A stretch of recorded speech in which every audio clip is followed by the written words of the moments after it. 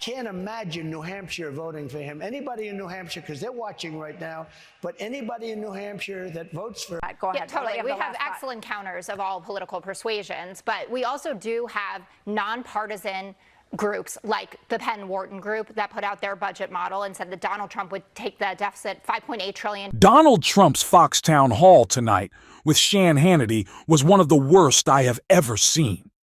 It was angry, it was whiny, it was incoherent, and that's all while his brain was still kind of working. Now, of course, we've seen Donald Trump especially lose it lately, lashing out at Kamala Harris because she is hitting him so hard and so well on the campaign trail every day, while Donald Trump kind of flails around spiraling, struggling to find any message to define KLA Harrison or use on the campaign trail. But that's when his brain is kind of together. And that is the lightest kind of credit that I can give to Donald Trump. But tonight, in the middle of Donald Trump's town hall, that all completely changed. It seemed like his brain switched off for a second. He struggled to speak. It seemed like he didn't even know where he was. And it was just this really strange and concerning moment of Donald Trump forgetting something really, really important in this race and the most embarrassing fashion possible. And you could hear the crowd, the mega crowd that was clapping for whatever he said all night long, kind of fall silent, a little stunned, a little concerned. And we're going to get into all of that. But before we do, if I can quickly ask you to leave a like on this video and hit that subscribe button, join what we are building on this channel. If you haven't already really goes a long way. Now, I want to get into that moment from Donald Trump, but before we do, I quickly want to look at an important lie that he told in this campaign. And tonight that I think is really important for a couple of reasons. But first, let's get into the clip. It is the craziest idea. And remember this, very rich people and big international corporations, they don't have to stay in the United States. And they will be forced to leave for other countries. They can't afford to do a thing like that. They may have great wealth and no cash, and they're going to have to pay cash. Where are they going to get the cash? If they do that, the unrealized capital gain, it's been talked about for a few years by ultra-left Marxists only, like her father's a Marxist. Her father's a Marxist teacher of economics. Can you believe this? But if that happened, this country, and I think forgetting about that particular, because it's got a lot of things that are just as bad. So Donald Trump is railing and complaining against KLA Harris's plan for an unrealized capital gains tax on those with more than $100 million. Oh, no poor 100 millionaires? Oh, it must be so difficult for them. And Donald Trump is complaining about this because, of course, all he cares about is himself and his friends, but also he's trying to use it to suggest that Kamala Harris will be bad for business or that she'll tank our economy, which is one, completely absurd, two, the Biden-Harris economy is booming, and three, Donald Trump is the one who crashed our economy, and economists and business leaders think he would be bad for business, and that was all perfectly outlined by Jessica Teroff right here. Go ahead. Yeah, totally. We have excellent counters of all political persuasions, but we also do have nonpartisan groups like the Penn-Wharton group that put out their budget model and said that Donald Trump would take the deficit $5.8 trillion she'd only add $1.2 trillion. You had Goldman Sachs that came out today, and they said that the GDP will significantly decrease under Donald Trump and it'll continue to increase under Kamala Harris. Look at what Moody's has said, also nonpartisan, talking about how if you're going to round up a bunch of immigrants and you're going to have tariffs, which he keeps saying isn't a tax on consumers, and that's what the national tax is that people are talking about, if you're going to implement tariffs, guess what's going to happen? The economy is going to suffer for it. That's not what Kamala Harris is. So even while Donald Trump's brain was kind of working, and I put that kind of in quotes, it wasn't going well for him, unable to make a real argument against KLA Harris. But when his brain switched off, like I said, when he completely forgot what was going on, it was really bad. And I want to check out that clip right here. I can't imagine New Hampshire voting for him. Anybody in New Hampshire, because they're watching right now, but anybody in New Hampshire that votes for Biden and Kamala, I really think I call her. You'd think for someone who complains about Joe Biden and KLA Harris and the fact that he's not running against Joe Biden anymore, Donald Trump would remember that he's not running against Joe Biden anymore. But that's clearly not the case. You saw him pause there saying, I don't know how anyone could vote for. And then he kind of fades into space, and then he says, Joe Biden, and he can't even get out. KLA Harris's name, I know he's always trying to mispronounce KLA Harris's name, intentionally spell it wrong, but clearly there he was unable to get those words out. And it's important because really, let's talk about this. All the media wanted to say or discuss or examine while Joe Biden was running for president was they were trying to say he was mentally unfit. Which, of course, that wasn't the case. But Donald Trump actually is.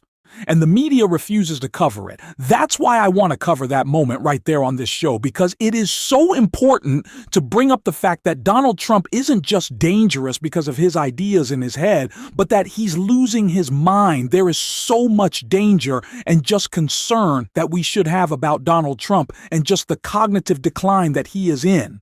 And it's not just that. Of course, he is losing it when his brain isn't working. But when his brain is, like I said, kind of working, it's just as bad. And he was called out for a couple of the lies that he told during this town hall in such a great way by CNN's fact checker Daniel Dale. And I want to check that out.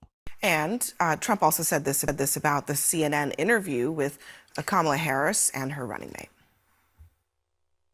If you watch that interview, she had notes. That means she knew the questions, and she had notes. She kept looking down, up. Nobody wants to cover it. Give us the fact check, Daniel.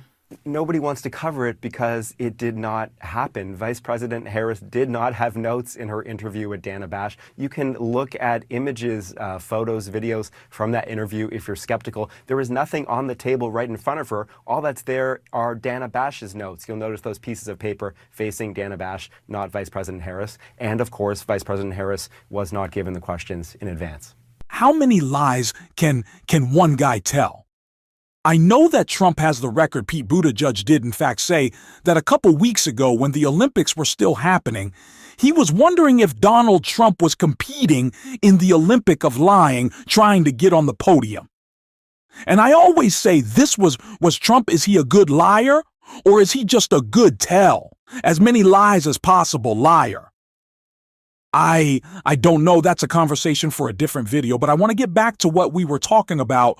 Donald Trump again, completely losing his mind. And when he is sort of thinking straight, the words don't make a lot of sense. But when we're talking about lies, it seems like the biggest one that Donald Trump told during this down hall was right here. I'm not going to allow it. You can't take the chance. You have no choice. You've got to vote for me. You've got to vote for me. I said to Germany, there's no way we're going to protect you with Nick. You don't like me. You know? Yeah. It's no, but even if you don't like me, you can sit there and say, I can't stand that guy, but there's no way I'm going to vote for her. No, We've seen a lot of this sort of strange, I don't want to call it strange. It's not strange. It's dangerous rhetoric from Donald Trump about this election and voting. We've seen Donald Trump say, and Rachel Maddow did a great job covering this, I don't want your vote. I don't need your vote. We don't need votes to win. And it seems like this is a message that he's trying to reinforce, that he is not trying to win this election from votes. Like a democracy works the last time I checked. And this is just showing us that again, that he's saying, oh, you have no choice but to vote for me. There is no choice in this election. And I know someone is going to try to say that, no, that's just hyperbole. He's saying that Kamala Harris is so bad that DAD. But no. This is a guy who led a violent mob to attack our Capitol to try to overturn the results of a free and fair election. So we're not going to give him the benefit of the doubt on anything that he says. And so this is really concerning. And I'd like to see the mainstream media do a better job of covering this, because these always feel like threats. Because they have been before, and they should scare us. They should scare us. And we got to keep talking about it. And of course, we have to call out smaller lies that Donald Trump tells, like this one right here. You know my jobs. I've listed them 100 times, working in the service industry and bartending and cooking and washing dishes and construction. Not McDonald's. That was a lie. I said to Germany, there's no way we're going to protect you with me. She didn't work at McDonald's, right? She did not. Well, there's no evidence of it. Did she work at McDonald's? Because so far, no evidence. I don't think so, based on what I said. Here's my question. She wants to raise corporate taxes. She wants... Like I've said so many times, the Trump campaign really has nothing to focus on. They can't hit Kamala Harris on her policy record. They can't hit her on her extremely popular agenda. And so they've just come up with weird attacks. In a previous video that I did on this town hall, I talked about how Donald Trump said that Kamala Harris had notes during her interview with Dana Bash. And really what that is from Donald Trump is, one, an admission that he would try to cheat in an interview, and two, it's him saying, wow, she did such a wonderful job. She must had notes or had questions prepared before. But again, like, these are the things that Donald Trump has focused on instead of anything of substance in this race. And McDonald's attack is just another perfect example of that. He's got nothing to say. He's just coming up with stuff. He's posting memes on Truth Social and thinks that that'll work as a campaign strategy. And I hate to break it well. Actually, I don't hate to break it to him. I love to break this to you. It's not going to work your message. Falls flat. You're disingenuous and you're losing your mind. And it is abundant, lie clear to everyone in America. That's why Kamala Harris is surging in the polls, which drives you even crazier. That's what I love about these events. It's a repeating cycle of Donald Trump tries to save his campaign. It completely backfires. It makes him more upset. Tries to save the campaign again, completely back. It's a great repeating cycle that I'm going to enjoy and we're going to keep talking about until Donald Trump is defeated. But until then, we're going to keep fighting, and we're going to do that on this channel. If you want to support us, as always, you can hit that subscribe button. Leave a like on this video. The support really goes a long way and means the world to me. And until next time, I'll see you soon.